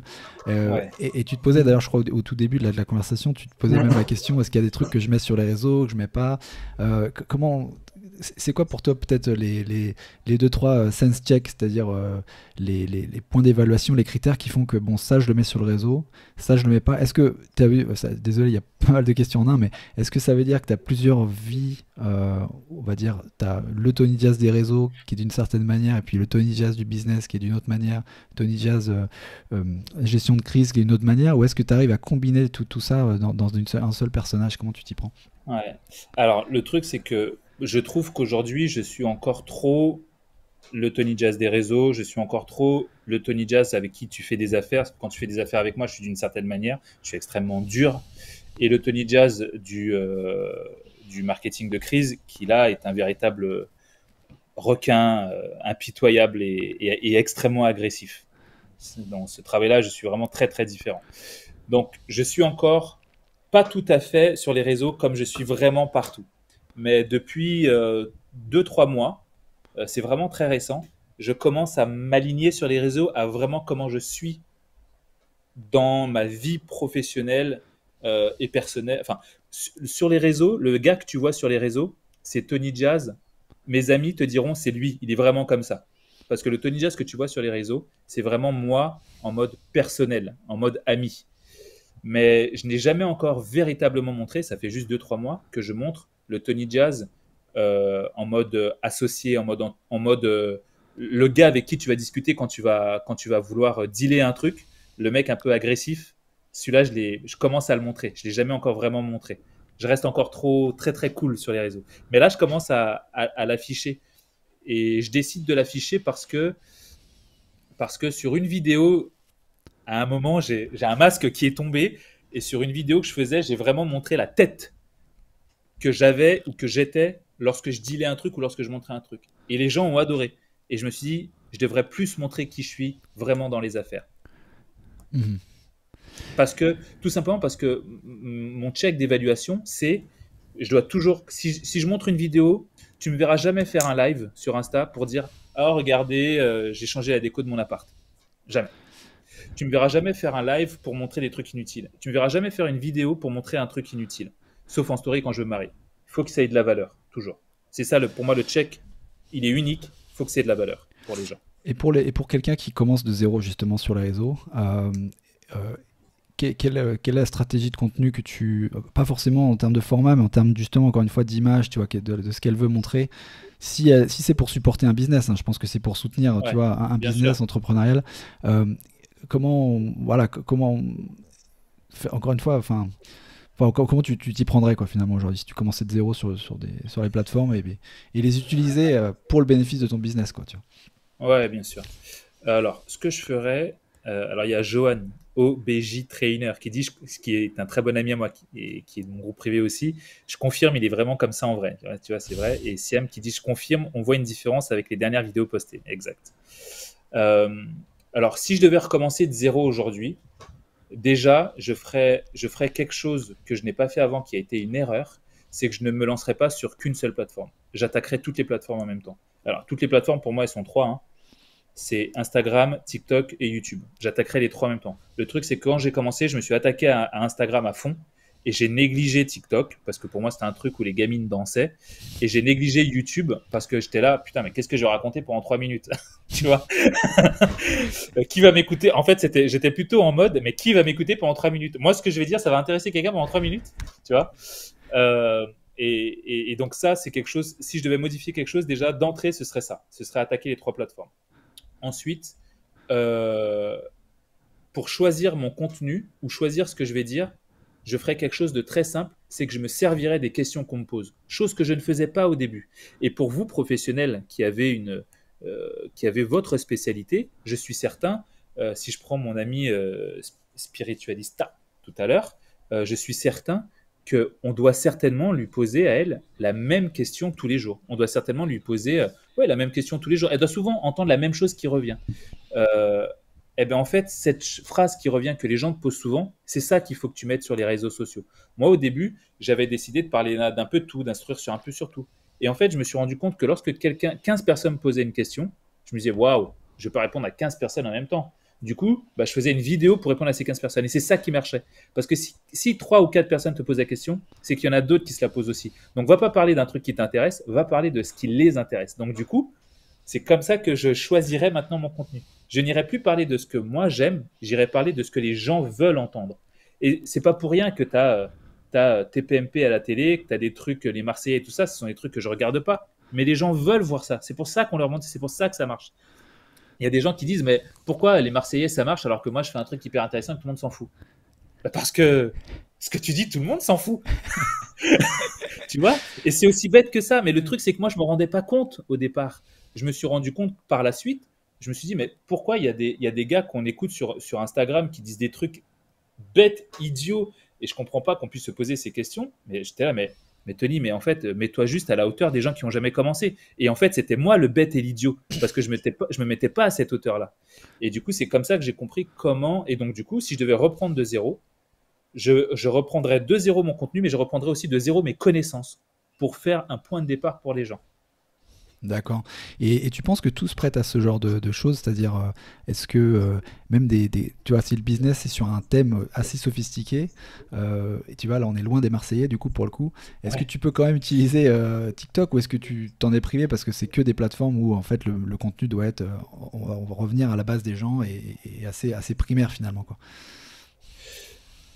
C'est-à-dire, Bah, est-ce que, tu vois, par exemple, si tu as un business qui consiste, c'est du B2B, un truc qui parle pas forcément aux gens, tu vois, comment tu arrives à amener, à utiliser la visibilité de la plateforme, des réseaux, ah oui, tu vois, alors que tu vas pas parler enfin, tu vas pas faire du TikTok ou quoi, tu vas pas, ça va pas être super sexy dans ton discours, quoi. Ou alors, faut vraiment être oui, créatif pour le ramener à ton business, quoi. c'est ça. En fait, les meilleurs profs. Alors, pour ceux qui connaissent mon parcours scolaire, j'ai mis, j'ai balancé mon bulletin scolaire il y a pas longtemps enfin, de l'époque sur Instagram. Vous avez vu, j'avais 0, 6, 4, 2. Enfin bref, sur 20, j'ai jamais touché 10. Euh, le truc, c'est que pour moi, les meilleurs professeurs à l'école ont été ceux qui étaient capables de me simplifier quelque chose d'extrêmement compliqué. L'autre jour, je parlais avec un de mes amis qui est chirurgien et il m'expliquait comment fonctionne le corps humain. Le mec a fait 12 ans d'études, voire plus, et il m'a expliqué un truc qu'il a mis 12 ans à apprendre en faisant un croquis sur une feuille et j'ai tout compris. Pour moi, c'est ça le talent. C'est être capable de vulgariser un truc d'une immense complexité pour un enfant de 4 ans. Et si on a un métier très technique, si on a un métier qui est très B2B, et tu l'as dit, Paco, et c'est vraiment ça, il faut être terriblement créatif pour le faire comprendre à des gens que ça n'intéresse pas. C'est-à-dire que moi, je vais t'expliquer. Moi, je suis des gars sur TikTok ou sur Instagram qui font de la mécanique auto de Formule 1. Donc, c'est des mécaniciens de Formule 1, de machin comme ça. Je suis un autre gars qui est mécanicien dans les avions. Il y a il y a une docteure que je suis qui explique des choses extrêmement compliquées. Et en fait, je les suis pourquoi? Je les suis pas parce que ce qu'ils disent m'intéresse. Je les suis pour voir avec quels mots, avec quelle brillante idée aujourd'hui, avec quelle créativité ils vont simplifier un truc compliqué. Donc certes, les médecins vont les suivre, mais tu as des gens comme moi. Alors moi, je la suis parce que je cherche des idées dans ce que eux disent pour que ça m'aide dans ma créativité. Et en fait, peu importe le métier que tu fais, même si c'est une immense complexité, tout ton talent, c'est de vulgariser le truc. Ouais, c'est cool. J'ai l'impression en t'écoutant que c'est peut-être finalement, une fois que tu as trouvé la clé, en tout cas, que c'est finalement peut-être plus facile après de se différencier, de se démarquer quand tu as trouvé les clés pour vulgariser un processus dont personne n'a entendu parler, tu es un petit peu le seul expert, que d'essayer d'être créatif avec des trucs que tout le monde connaît déjà et essayer de trouver le truc qui est. Exact, exact. Ouais, c'est vraiment ça. Ah, mais c'est vraiment ça. Tiens, il y a une petite question sur YouTube. Que dit-est? Ah, il y a d'autres questions aussi sur. Il y a une autre question aussi sur Instagram. Ouais. On prend celle de YouTube? Vas-y. Ouais, donc sur YouTube, la question, être plus clivant dans ton discours ne risque pas, t il pas de réduire ta communauté à des gens qui manquent de tolérance avec que des réactions tranchantes? Ah, alors ça, alors tu sais quoi? C'est ton objectif, ce que tu viens d'écrire sur YouTube là. Parce qu'on est alors, pour ceux qui ne le savent pas, nous sommes en live sur YouTube et nous sommes en live sur Instagram. Donc, vous pouvez nous suivre sur les deux plateformes. Ce que tu viens de dire, c'est l'objectif des réseaux sociaux. Tu dois trouver des gens qui te détestent. C'est hyper important. Je vais t'expliquer pourquoi. Parce que les gens qui t'aiment, ils regardent ton contenu comme ça. À la limite, s'ils n'ont pas la flemme, ils font ça pour liker, mais ils vont jamais commenter, ou très peu. Sauf pour dire, ah, c'est super ou c'est intéressant. Par contre, les haters, eux, ils vont commenter. Et il faut savoir que le commentaire sur les réseaux sociaux a plus de valeur que le like. Donc, en fait, c'est eux qui vont pousser ta vidéo. Donc, plus tu vas être clivant, plus les haters vont commenter, plus tu vas être visible. Et donc, du coup, moi, ce que je fais, c'est que quand il y a deux, trois petits idiots qui commentent mes vidéos en mode je les chauffe, je leur envoie une petite bombe. Et ça les excite encore plus. Et du coup, ça fait péter ma vidéo. Et c'est ça ton objectif. C'est d'être clivant parce que tu te rends compte que lorsque tu es clivant, tu as des gens qui t'adorent et des gens qui te détestent. Et il est là l'objectif. Parce que être aimé de tout le monde, c'est être aimé de personne en réalité, comme le disait si bien Youssoufa. Donc, tu dois vraiment te. Oui, je n'ai que des références dans le rap. Chacun son truc. Donc, oui, tu dois vraiment te dire, tu dois chercher ce côté clivant euh, pour augmenter ta visibilité. De la même manière, moi, c'est notamment ce que je cherche en étant clivant, c'est qu'il faut que tu puisses te dire que si jamais tu n'as pas de haters ou tu n'as pas de gens qui viennent salir un peu tes commentaires, c'est que tu n'es pas assez visible. Donc, c'est que tu as un problème. Donc, vous, D'accord. si vous n'avez pas de haters, vous n'êtes pas sur la bonne voie. Ouais, c'est cool. Non, non, c'est super intéressant. Effectivement, là, j'entends qu'il faut naviguer en fait entre ne pas se dénaturer non plus son message, être vrai, être authentique Absolument. avec soi-même, mais être fidèle à ses pensées et voire même un peu plus niché, un peu plus prononcé, accentué dans ce qu'on Ouais. pense pour sa communauté. Et c'est vrai que c'est peut-être un peu contre-intuitif parce qu'on se dit on veut justement atteindre une plus large audience, alors qu'en fait, on veut créer une communauté plutôt plus proche de nous. C'est ça la vraie pépite, quoi, j'ai l'impression. Ouais, ouais, c'est ça. En fait, je- et c'est vraiment le truc des réseaux sociaux. Mais le truc des réseaux sociaux, c'est qu'on a tendance à croire que ça marche presque dans la. Enfin, c'est presque la même chose dans la vraie vie. Rentre dans une entreprise, et dans une entreprise, d'une certaine manière, où vous rentrez à l'école. Vous rentrez à l'école et vous vous rendez compte qu'il y a plein de personnes. Bah, vous allez vous faire aimer d'un tel, vous allez vous faire aimer d'un tel, vous allez vous faire aimer d'un tel et d'un tel. Mais le jour où vous allez avoir besoin de ces gens-là pour être des supporters, ils ne seront pas là parce qu'ils vous apprécient juste. Et si vous êtes clivant, le jour où vous avez besoin d'eux, bah, vous avez une bande, comme on dit. Et c'est vraiment ça l'idée. Et les réseaux sociaux, vous devez, sur les réseaux sociaux, développer une bande. Et pour Mhm. développer une bande, il faut être clivant. C'est-à-dire, moi, dire, eux, je les déteste. Et vous, je vous adore. Donc, il faut être clivant. C'est comme dans la vraie vie. C'est comme dans la vraie vie, mais de façon quand même plus accentuée, quoi, parce qu'on a Ah tendance dans ouais, la vie ça à y est, être. j'en reviens. Bien accentué. Il y a les lignes qui sont formées, il y a le camp A, B. Non, non, moi je suis pas du bon Ouais, camp, quoi. c'est ça. Non, c'est cool. Alors, on a des questions là sur Insta. Une question un peu plus générale de Christiane qui dit quand il y a une décision importante que tu dois prendre, quelles sont les questions que tu te poses? Quand je dois prendre des décisions importantes, quelles questions je me pose? Alors, Christiane, si tu es toujours là et que tu peux me donner un exemple de décision importante, mais en tout cas, moi, ce que je fais, c'est qu'il faut savoir que c'est comme mon temps, mes prises de décision sont très rapides. Mhm.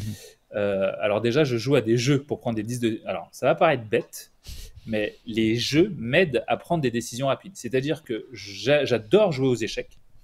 Et donc, je joue aux échecs et les échecs me permettent de libérer des scénarios dans ma tête de possibilités et de prendre une décision rapide.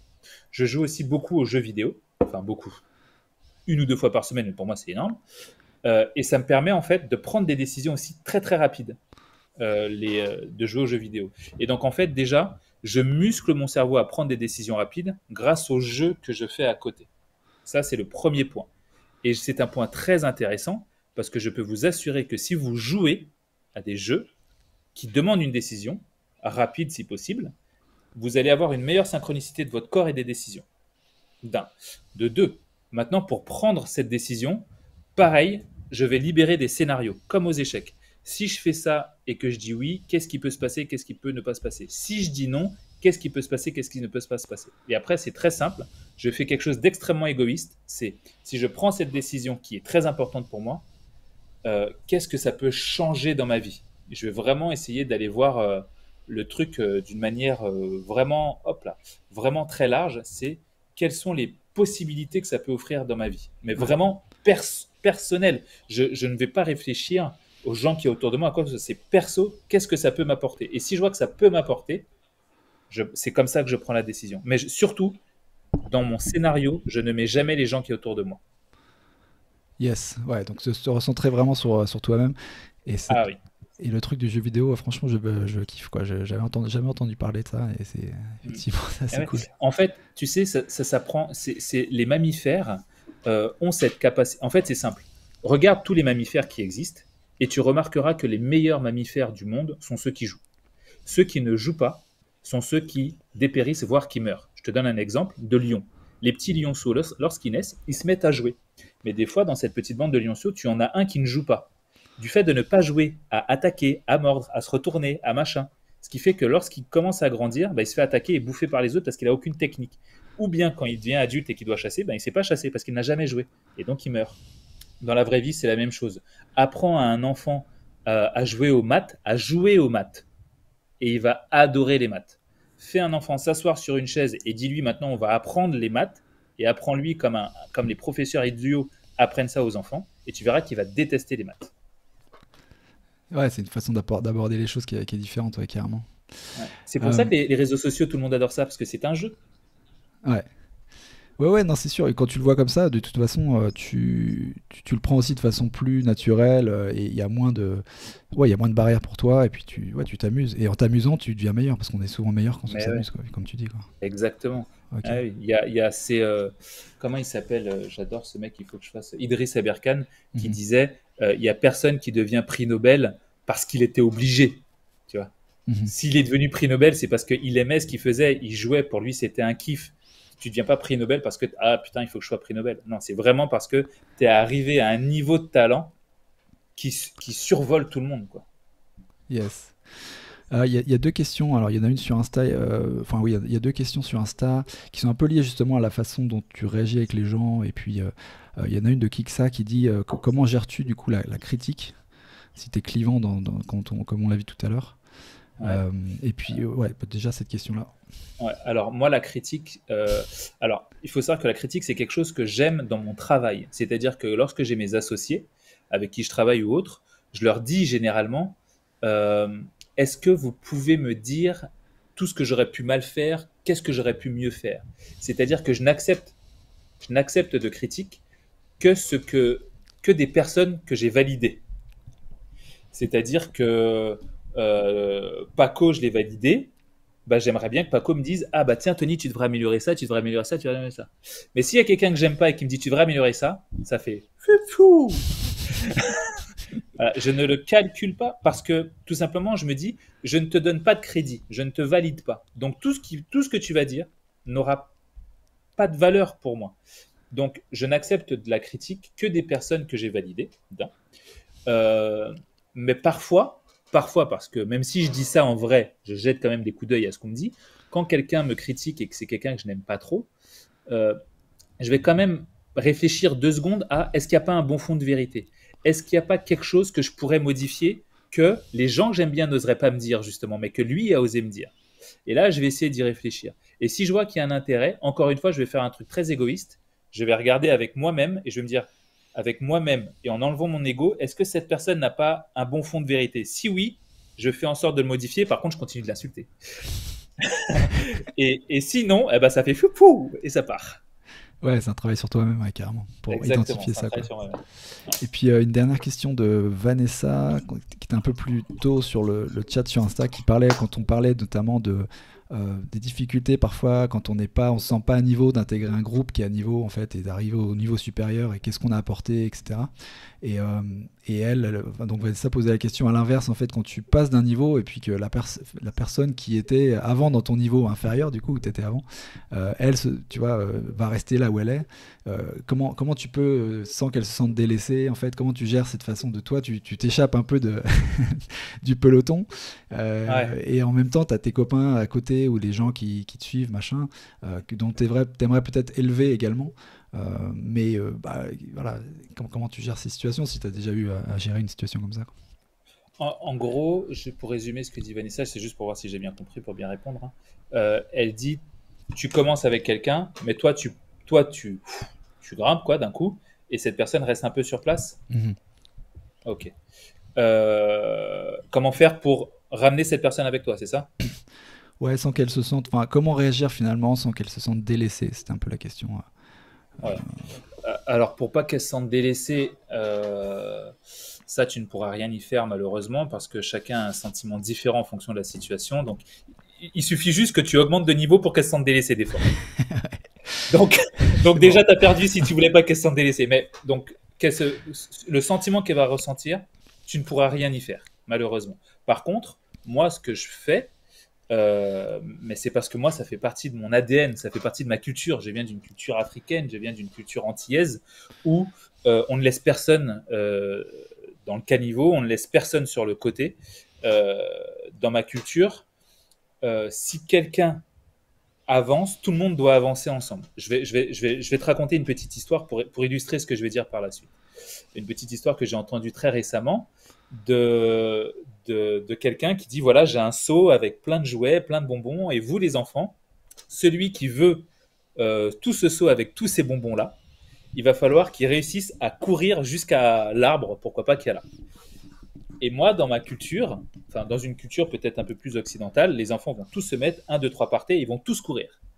Moi, dans ma culture, ce qui va se passer, c'est que tu vas voir les enfants faire un, 2, 3 partés, ils vont tous se tenir par la main et vont tous courir pour arriver en même temps au bout de l'arbre. Pourquoi est-ce qu'on fait ça? Parce que s'il y en a un qui est pas bien, s'il y en a un qui est pas content, s'il y en a un qui est pas dans nos amis, dans notre famille, qui n'est pas comme nous, on peut pas être bien. Ça, c'est ma culture. Et donc, du coup, je vais te donner l'exemple qu'on fait sur les réseaux sociaux aujourd'hui. Et on le voit, moi j'ai beaucoup d'Antillais dans mes réseaux. Euh, Aujourd'hui, il y a des gens sur les réseaux qui sont beaucoup plus loin que nous, Mhm. mais largement plus loin. C'est-à-dire qu'ils ont des milliers, des millions d'abonnés. Et il y a des gens qui ont que 300 ou 400 abonnés. Et il y a des gens comme moi qui sont, façon de parler, un peu intermédiaires. Et ben du coup, qu'est-ce qu'on fait? Quand il y en a un qui poste un truc intéressant, parce que c'est intéressant, on va le reposter dans notre story parce qu'on sait que ça va lui apporter des followers et ça va le mettre en avant. On va pas poster un truc qu'il a fait et qui est inutile juste pour lui donner la force. On va vraiment le faire parce que ce qu'il vient de faire ou ce qu'il vient de dire, ce qu'il vient de mettre en réel ou tout, c'est intéressant. Et donc, et dans les affaires, c'est pareil. Tu montes ton business, tu montes ton truc, on va t'aider.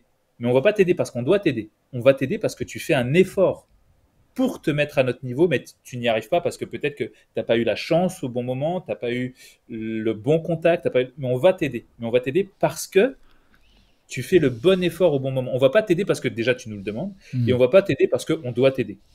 Et nous, enfin moi dans ma culture en tout cas, je ne peux répondre que par mon prisme de vision. S'il y a quelqu'un qui crée un business ou qui crée quelque chose avec toi et que toi tu le dépasses, tu ne dois l'aider qu'au moment où elle le mérite. Tu ne dois pas l'aider parce que il faut l'aider. C'est tout là la nuance un petit peu qui fait que si elle est dans une approche en fait positive d'avancer, et ça rejoint un petit peu ce que disait Sarah sur le chat ici, là ça vaut le coup d'avancer ensemble, de se développer, voire même de démultiplier un petit peu les énergies. Mais ça peut être à l'inverse, si elle ne veut pas s'aider elle-même, ça peut te plomber toi, et à ce moment-là faut pas hésiter, je pense. Mais bien sûr. Ouais. Et tu vois, ce que tu viens de dire, c'est très important. Il y a des gens qui font ça. Il y a des gens qui veulent être au même niveau, mais qui ne s'aident même pas elles-mêmes. Ça, c'est. Non. C'est bon.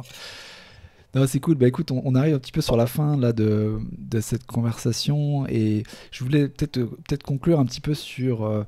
On parlait de réseau et de business, et savoir peut-être avec ton approche toi et ton expérience, qu'est-ce que le réseau t'a apporté dans ton business et t'apporte dans ton business. Est-ce que concrètement, en fait, tu parlais notamment que tu avais des activités, donc, tu as pas mal d'activités à la fois avec la sphère politique, business, et puis de sa reprise de ce bar, et puis marchand de biens aussi dans l'immobilier. Est-ce que comment, toutes ces activités-là, on va dire peut-être les 3-4 piliers aujourd'hui de richesse que tu crées, et, dans quelle mesure en fait les réseaux t'ont apporté ou continuent à t'apporter de l'activité, quoi.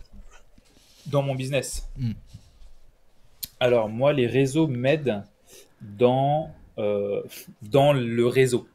C'est-à-dire que j'ai trouvé, tu vois, très récemment, j'ai fait un achat en marchand de biens avec mon associé, et on achète un bien dans une agence, on crée le projet, l'agence crée une société de marchand de biens derrière pour pouvoir nous squeezer le projet. Donc là, chose qui est absolument illégale de la part de l'agence, qu'est-ce qu'on fait? On fait appel à un avocat. L'avocate à qui on a fait appel, cette avocate-là, je l'ai trouvée sur les réseaux sociaux. Et je l'ai trouvée via Seb Marcus, que tu connais, je crois. Ouais, exactement, ouais. Déjà, voilà. Et en fait, je fais un live avec Seb. Seb voit une avocate se connecter. Il dit « Ah, Tony, cette avocate, elle est sur Bordeaux, vous devez vous rencontrer. » Seb, c'est un gars que je valide 1000 fois. Donc, s'il me dit elle intéressante, moi, je sais que elle intéressante. Il l'a validé, donc je l'ai validé instantanément. Et du coup, je la rencontre, ça se passe super bien, super feeling, très intéressante, de la donnée extraordinaire, un logiciel fait parfaitement, une bonne pensée, une bonne avocate. Du coup, je lui dis, OK, je veux que ce soit toi qui traites mes affaires immobilières. Et derrière, c'est cette nana-là qui a réussi à me débloquer la situation sur cet achat-là. Et je l'ai rencontré un an avant, et c'était grâce à Instagram. Donc voilà en quoi moi aujourd'hui les réseaux m'aident dans ça. Après, l'exemple sur mon bar, c'est exactement la même chose. Je crée ce bar là, je monte pendant des mois comment je crée le bar, les travaux, tout ce qui s'est passé, je fais suivre à mes followers l'aventure de ce bar que je suis en train de monter. Qu'est-ce qui se passe? Le truc, c'est que la franchise, parce que c'est une franchise du coup, me dit bon, faut créer des réseaux sociaux, Instagram et tout ça, et il faudrait monter vite. Ok, j'ai fait une story, le compte des réseaux était créé, il était parti de 0, il a fait 0, 400 d'un coup. Alors 400 c'est peu, mais quand tu te crées sur Instagram, c'est énorme. Et donc du coup voilà, les réseaux m'aident dans ça. Quand on a fait l'inauguration, quand il y a des soirées, je profite de mes réseaux pour dire aux gens, venez dans le bar. Et en même temps, moi, ça me permet de rencontrer ma communauté, ça me permet de rencontrer des gens intéressants. C'est comme ça que j'ai rencontré mon assistante. Elle me suivait sur les réseaux, et un jour j'ai dit que j'avais besoin de quelqu'un, elle m'a dit je peux peut-être t'aider. En fait, les réseaux m'aident à rencontrer des gens que je ne rencontrerai pas dans la vie de tous les jours, parce que comme tu l'as compris, je suis timide, je suis hyper introverti, et en plus de ça, je vois personne, je prends pas de rendez-vous, je ne veux voir personne. Donc c'est très compliqué pour moi de rencontrer du coup des gens. Donc les réseaux, ça m'apporte tout ce que ma vie sociale ne m'apporte pas. Ouais. Tu es plus aujourd'hui sur les réseaux ou en vie réelle du coup? Parce j'ai l'impression plus en fait connecté réseau que vie réelle, quoi. Alors pour moi, c'est franchement les deux. Je suis hyper connecté sur les réseaux, comme si c'était le métaverse, et je suis beaucoup dans le monde réel. Mais en vrai, je vais être beaucoup dans le monde réel avec les gens que j'apprécie, mes amis, mes relations de travail de tous les jours qui deviennent des relations presque intimes à force, plutôt que et les réseaux, c'est toujours moi, mais différent. C'est toujours moi, mais tu ne peux pas le toucher. Ouais, Non, mais c'est top. Franchement, c'est top. On aurait mille autres choses à discuter, mais malheureusement, il faut qu'on s'arrête ici. Tony, vraiment un grand merci pour ta participation. C'était vraiment super. Avec plaisir, Paco, avec plaisir. S'il y a des trucs, bah, moi, je vais faire la fameuse phrase dont on a parlé tout à l'heure. S'il y a un moyen dont je peux t'aider aujourd'hui, un truc à publier, à promouvoir de ton côté. Tu parlais d'un livre notamment sur les réseaux sociaux. Je sais pas si c'est toujours en cours ou quoi, mais n'hésite pas. Ouais, alors qu'est-ce que je pourrais vous dire? J'ai une chaîne YouTube qui ne demande qu'à grossir, mes chers amis. Donc, vous allez sur YouTube, vous tapez Tony Jazz, vous allez tomber sur ma chaîne, vous faites s'abonner. Après, vous laissez votre ordinateur lire en aléatoire toutes mes vidéos, histoire que je puisse monter un peu, que ça me fasse des vues. Commenter comme jamais. Après, quoi d'autre? Vous pouvez venir sur TikTok. Bon, sur TikTok, on n'a pas trop de mal, 150 000 abonnés. Là, on prend la route des 200 000, donc ça va. Instagram, ça va, mais j'ai l'impression que depuis 3 mois, Instagram ne veut plus entendre parler de moi. Je fais quasiment moins de vues, je fais moins d'interactions. Donc, venez donner de la force. Oh, Sonia! Tu vois là, Paco, Sonia qui est connectée là. Ouais. Fait un gros good morning. Elle, mon Dieu, mais Sonia, c'est la sœur que je n'ai jamais eue, que j'adore. Canadienne, une femme d'affaires comme tu n'en as jamais vu, un mindset parfait. Elle est extraordinaire. Il faut que Sonia, que tu vois là, Sonia, si tu es là, il faut que tu rajoutes Paco. D'ailleurs, tous ceux qui sont connectés là, vous cliquez sur au-dessus de Paco, il y a une petite flèche. Vous cliquez sur la petite flèche. Vous faites s'abonner sur Paco. Vous vous abonnez tous au compte de Paco. Et tous ceux qui ne sont pas abonnés à mon compte, évidemment, vous venez vous abonner à mon compte derrière. Donc, la petite flèche là au-dessus de Paco, cliquez sur la petite flèche, s'abonner, s'abonner. Paco, Sonia, que tu as vu là, bonjour de Montréal. Il faut que tu la prennes en live et il faut que tu la prennes voilà, et t'as rajouté déjà. J'adore cette femme. Et il faut que tu la prennes sur le podcast. Elle a beaucoup de valeur à donner. Elle est vraiment extraordinaire. Pour tous ceux qui ne la connaissent pas, que vous voyez Sonia là, allez la rajouter. Franchement, elle fait partie de ces femmes que j'apprécie terriblement. Une pile électrique de business. Elle est top. Donc sinon, j'ai plus fait la promo de Sonia que la mienne. Mais sur le reste de la promo, qu'est-ce que j'ai envie de vous dire? J'ai envie de vous dire, venez me poser des questions. Je réponds à tout le monde.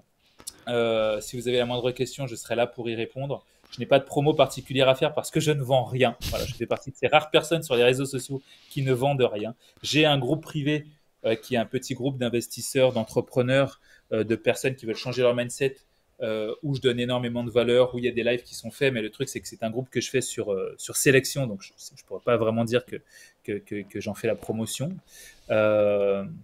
Mais voilà, si je peux faire une promo, venez juste. Yes, Cédric Brugère, il est là, mon associé en marchand de biens.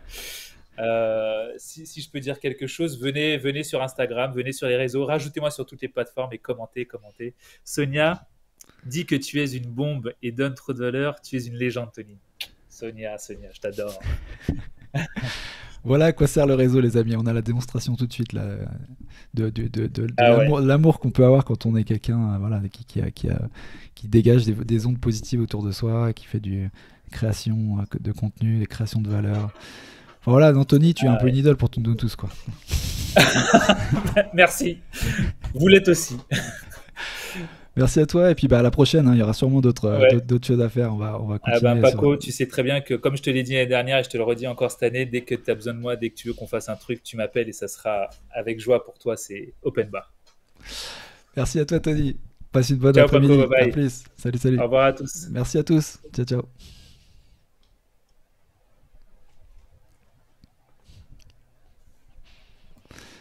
Je partage sur Insta actuellement tout de suite. Yes.